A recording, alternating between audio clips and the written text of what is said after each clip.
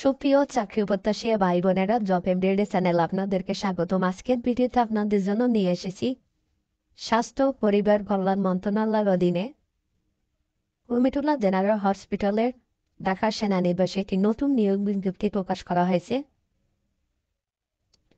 এখানে সবচেয়ে বেশি লোক নিয়োগ করা হবে। অফিস সহায়ক, পদ সংখ্যা ৭৬টি। মাধ্যমিক স্কুল সার্টিফিকেট বা এসএসসি পাস হলে আপনারা আবেদন করতে পারবেন। ৫ নম্বরে রিসিপশনিস্ট ৯,৩০০ থেকে ২২,৪৯০ টাকা বেতনে, পদ সংখ্যা ২টি। উচ্চ মাধ্যমিক সার্টিফিকেট, কম্পিউটার চালানোর দক্ষতা থাকলে আপনারা আবেদন করতে পারবেন। ৪ নম্বরে ইনস্ট্রুমেন্ট কেয়ারটেকার, পদ সংখ্যা ১টি।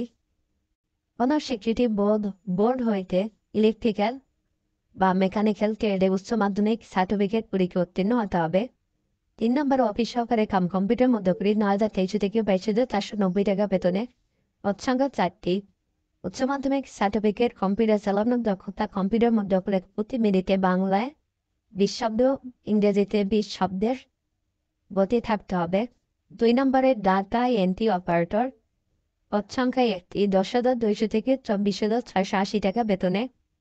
উচ্চ মাধ্যমিক সার্টিফিকেট, কম্পিউটার চালানোর দক্ষতা থাকতে হবে। কম্পিউটার মধ্যে প্রতি মিনিটে ২০, ইংরেজিতে ২০, বাংলায় ২০ থাকতে হবে। ১ নম্বরে ৬০ মূল্যপুরে কম্পিউটার অপারেটর, পদ সংখ্যা ১টি। চাহাতব্য সমান পরীক্ষা উত্তীর্ণ, কম্পিউটার চালানোর দক্ষতা ৬০ লিপিতে প্রতি মিনিটে সর্বনিম্ন গতি ইংরেজিতে ৭০, বাংলায় ৪৫ শব্দ। কম্পিউটার মতো করে প্রতি মিনিটে ইংরেজিতে ৩০, বাংলায় ২৫ শব্দ গতি থাকতে হবে। আবেদনের শর্তাবলী: প্রার্থীকে অবশ্যই বাংলাদেশের স্থায়ী নাগরিক হতে হবে এবং আবেদনের কারের বয়স ১৩/৬/২০২৪ তারিখে সর্বনিম্ন ১৮, সর্বোচ্চ ৩০ বছর হতে হবে।